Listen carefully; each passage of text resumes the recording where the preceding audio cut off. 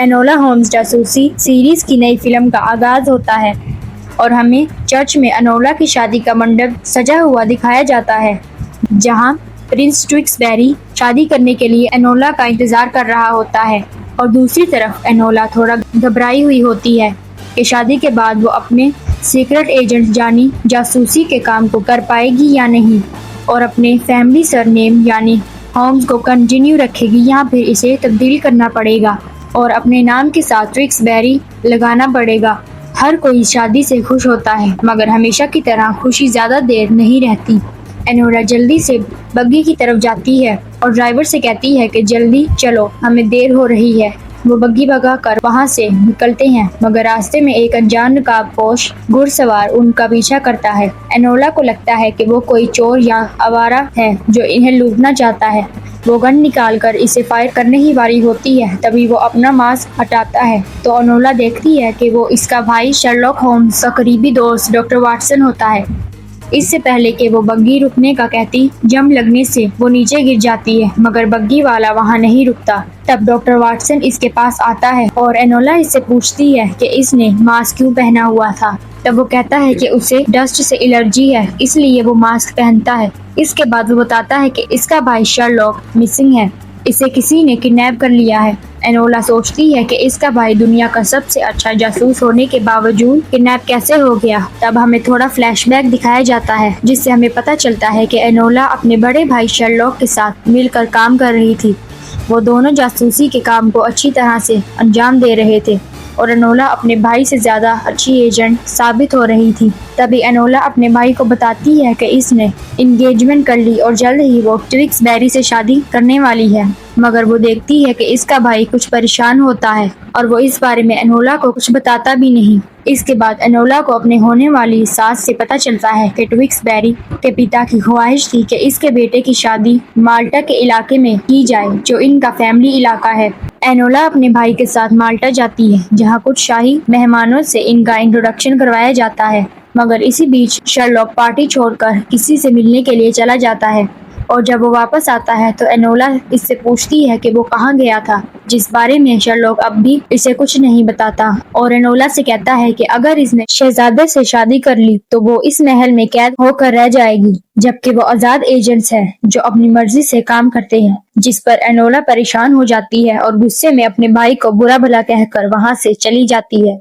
और सीन दोबारा प्रेजेंट में शिफ्ट हो जाता है, जहां एनोला अपने भाई के दोस्त डॉक्टर वाटसन के साथ कमरे की तलाशी लेती है जहां इसका भाई रह रहा था। वो अच्छी तरह से जांच करती है, मगर इसे कोई गड़बड़ नजर नहीं आती। इसका सारा सामान अपनी जगह पर सही हालत में मौजूद था, मगर अचानक इसकी नजर आईने पर पड़ती है जहां इसे कोड वर्ड्स में कुछ लिखा हुआ मिलता है, जो कि अफगानिस्तान के इलाके कोस्ट का नाम था।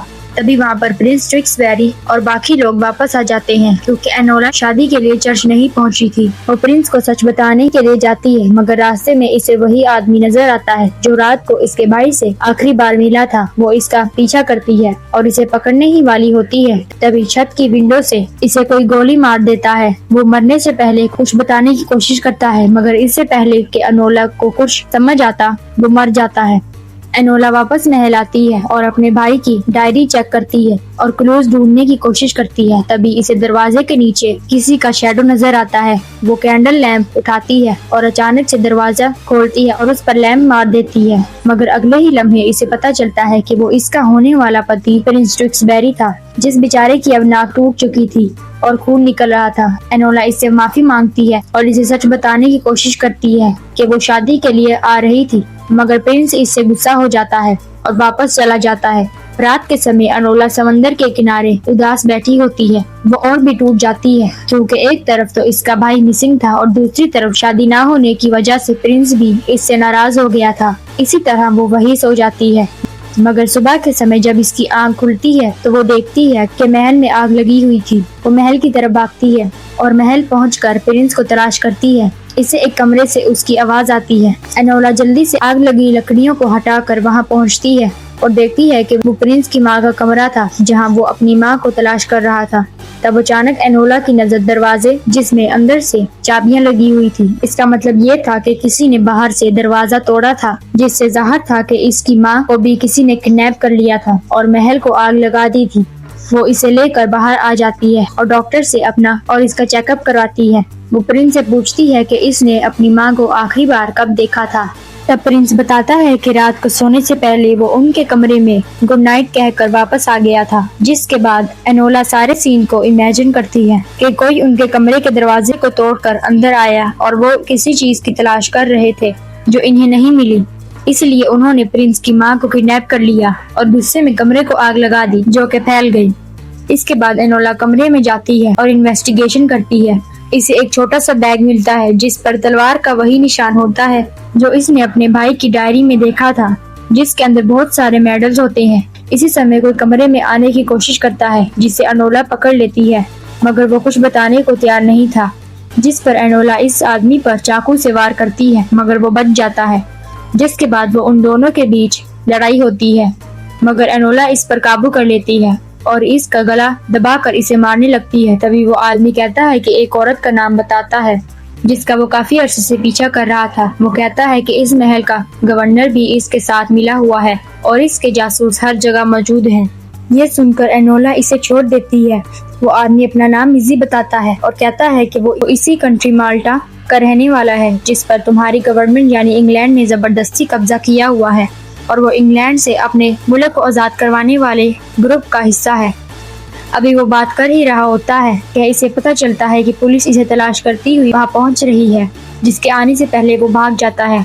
मगर पुलिस एनोला की तलाश कर रही थी, जिसे पकड़कर वो पुलिस स्टेशन ले जाते हैं, जहाँ इंस्पेक्टर इसे बताता है कि गली में होने वाले उस मर्डर के पास एनोला को देखा गया था। इसी आदमी का मर्डर जो एनोला को इसके भाई के किडनैपर्स का बताने वाला था, मगर किसी ने उसे गोली मार दी। यहाँ वो बताती है कि वो अपने भाई की तलाश कर रही थी और अब इसकी होने वाली सास भी गायब है और वो किसी प्रोफेसर एडलिन की तलाश कर रही है। इससे पहले कि वो कुछ और बता पाती, प्रिंस और गवर्नर वहाँ पर आ जाते हैं और एनोला को छुड़ा लेते हैं। पुलिस स्टेशन से बाहर निकलकर एनोला इसी गवर्नर को एक औरत से बात करते हुए देखती है। इसे डाउट होता है कि ये औरत प्रोफेसर एडलिन हो सकती है, जिसके बारे में मिजी ने बताया था। वो इसका पीछा करती है। इस वक्त माल्टा में एक फेस्टिवल चल रहा था, जिस वजह से हर तरफ लोगों का बहुत ज्यादा रश होता है, जिसमें से गुजरकर एनोला इस औरत के पीछे जाती है। एनोला इस औरत का पीछा करते हुए एक बिल्डिंग के अंदर चली जाती है और इसके पास पहुंच जाती है, मगर यहाँ भी एनोला की किस्मत इसका साथ नहीं देती। वो औरत इससे बताती है कि वो प्रोफेसर एडलिन नहीं है। इससे पहले कि वो कुछ और बताती, पीछे से कोई इसको भी गोली मार देता है, जिससे इसकी मौत हो जाती है। एनोला इसी तरफ जाती है जहाँ से गोली चली थी। वो एक जगह खड़ी होकर सारे इंसिडेंट के बारे में सोच रही होती है। तभी कोई ऊपर से इसके गले में रस्सी फेंक कर इसे लटका देता है। एनोला रस्सी को खींचकर इसे नीचे उतार लेती है और जो औरत सामने आती है वो एनोला की पुरानी दुश्मन प्रोफेसर मोरारिटी होती है, जिसे एनोला ने अपने पिछले केस में जेल भिजवाया था। उन दोनों के बीच लड़ाई शुरू हो जाती है। प्रोफेसर इसे बताती है कि इसका मकसद सिर्फ होम्स फैमिली को खत्म करना है, बल्कि वो किसी और चीज के पीछे भी है। ये बताने के बाद वो एनोला को भाले से मारने ही वाली होती है।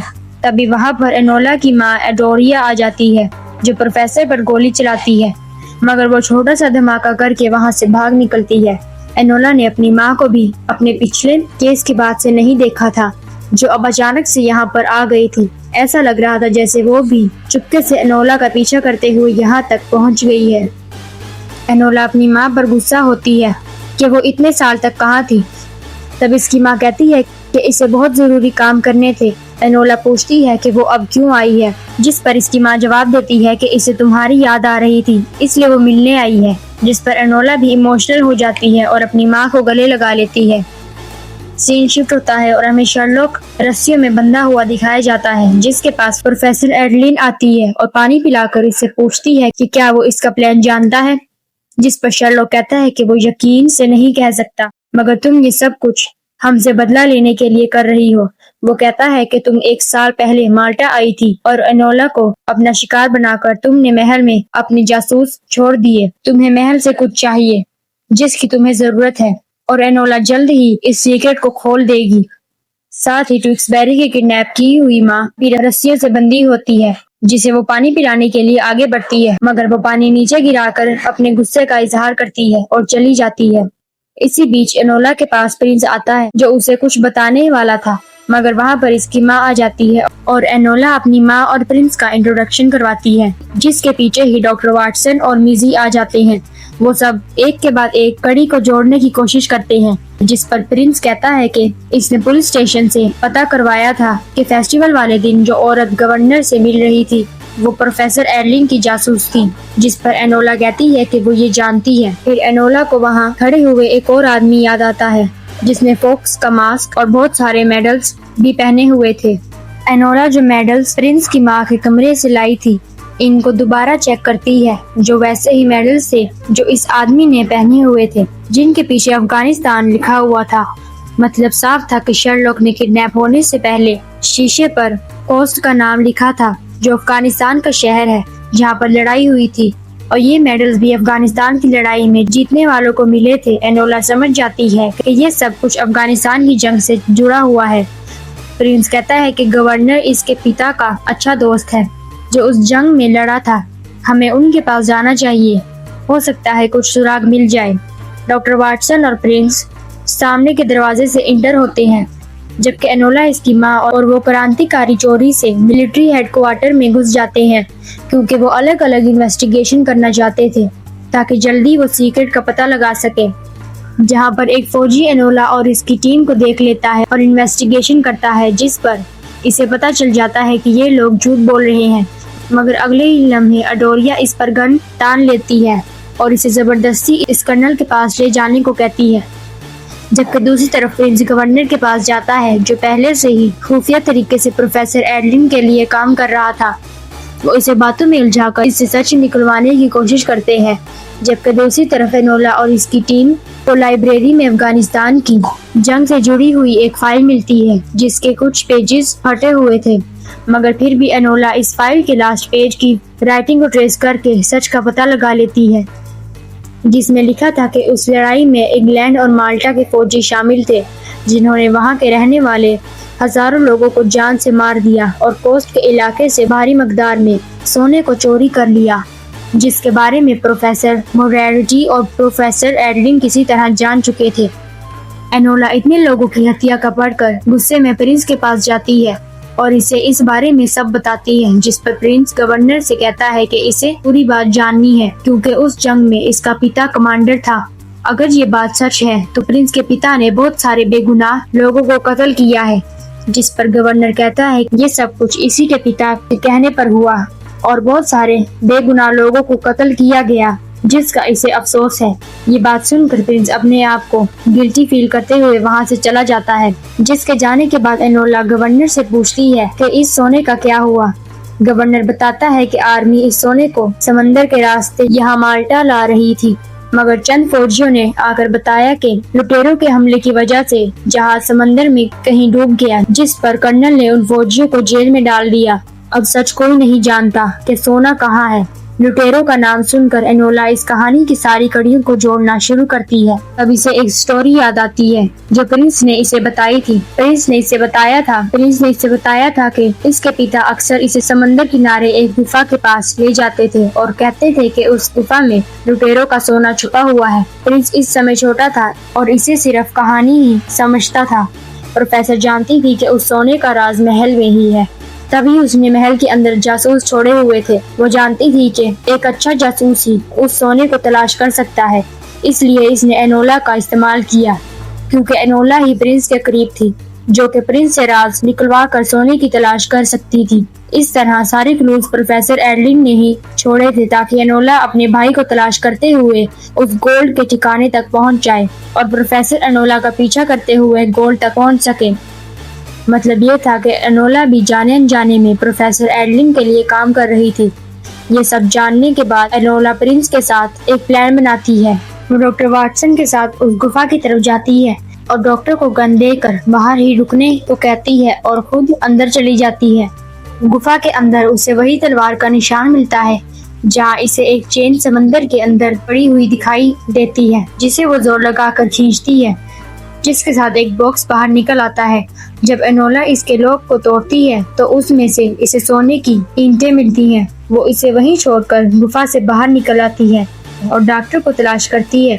जो इसे नजर नहीं आता। वो समझ जाती है कि कुछ गड़बड़ है। इसी समय वहाँ पर बहुत सारे लोग गन्स लेकर आ जाते हैं, जिनमें प्रोफेसर भी होती है, जिसने डॉक्टर पर गन तानी होती है। वो कहती है कि सोना इसके हवाले कर दो, मगर एनोला कहती है कि पहले इसके भाई को आजाद करो। अभी इनके बीच बात हो ही रही होती है कि दो लोग उस गुफा से वो बॉक्स निकाल कर ले आते हैं। प्रोफेसर इसे खोलती है तो उसमें वही सोने की ईंटें होती हैं। वो आदमी कहता है कि उस गुफा में और भी 20 बॉक्सेस हैं। ये सुनकर प्रोफेसर खुश हो जाती है। एनोला कहती है कि इसे सोना मिल गया है, अब इसके भाई को छोड़ दो, जिस पर प्रोफेसर कहती है कि वो इतनी आसानी से इसके भाई को आजाद नहीं करेगी। अगले ही लम्हे प्रिंस और मिजी अपने सिपाहियों के साथ वहाँ आ जाते हैं। अब बाजी एनोला के हाथ में थी, मगर प्रोफेसर भी पूरी तैयारी के साथ आई थी। वो अचानक से छोटे छोटे बॉम्ब्स हैंग कर ब्लास्ट करती है, जिससे सब एक दूसरे पर चलाने लग जाते हैं। इसी बीच प्रोफेसर घोड़े पर सवार होकर वहाँ से भागने में कामयाब हो जाती है, मगर एनोला इसका पीछा करती है। प्रोफेसर इस वीरान इलाके में एक घर के बाहर पहुंच जाती है, मगर एनोला जल्द ही इसे पकड़ लेती है। अब इन दोनों के बीच लड़ाई शुरू हो जाती है। दोनों एक दूसरे को पूरी ताकत से मारती हैं। एनोला बेहोश हो जाती है, जिसके बाद प्रोफेसर घर के अंदर जाने लगती है, मगर इसे होश आ जाता है और फिर से प्रोफेसर की तरफ बढ़ती है। प्रोफेसर इस बार बड़ा सा चाकू निकालकर एनोला पर अटैक करती है, मगर इस बार एनोला जोरदार वार करके इसे बेहोश कर देती है और अंदर जाती है, जहां वो अपने भाई और प्रिंस की माँ को बंधा हुआ देखती है। वो जल्दी से प्रिंस की माँ की रस्सियाँ खोल देती है और अपने भाई की तरफ बढ़ती है, लेकिन प्रोफेसर गन लेकर वहाँ पहुँच जाती है और एनोला को गोली मारकर जख्मी कर देती है और इसे खूब पीटती है। इसी बीच प्रिंस की माँ चुपके से शर्लॉक की रस्सियाँ भी खोलकर इसे आजाद करवा देती है। शर्लॉक प्रोफेसर पर हमला करके इसकी गन छीन लेता है। वो उसे जान से मारने लगता है, मगर एनोला इसे ऐसा करने से मना करती है। मगर प्रिंस की माँ गुस्से में एक छोटा पत्थर उठाकर इसके सर में मारकर इसे बेहोश कर देती है और अपना गुस्सा ठंडा कर लेती है। इसके बाद सीन महल की तरफ शिफ्ट होता है। प्रिंस गवर्नर से कहता है कि वो इस सोने को वापस अफगानिस्तान भेज देगा। जिन लोगों से चोरी किया था इन्हें वापस करेगा। गवर्नर को भी गिरफ्तार कर लिया जाता है। शर्लॉक अपनी बहन की तारीफ करता है कि इसने न सिर्फ ये मुश्किल केस सोल्व किया, बल्कि अफगानिस्तान के लोगों को उनका हक भी वापस करने में मदद की। मगर कहानी अभी यहाँ खत्म नहीं होती। एनोला अपनी शादी के मंडप की तरफ दोबारा जाती है, जहाँ इसकी माँ और बाकी लोग भी इकट्ठे हो जाते हैं। शादी के बाद सीन समंदर की गहराई की तरफ शिफ्ट होता है, जहाँ एक डूबा हुआ जहाज दिखाया जाता है। शायद ये आने वाली नई फिल्म का हिंट था। इसी सस्पेंस के साथ ये फिल्म यहीं खत्म हो जाती है। वीडियो को लाइक और चैनल को सब्सक्राइब कर लें, ताकि हमारे चैनल के जरिए आने वाली हर नई फिल्म सबसे पहले आप एंजॉय कर सकें।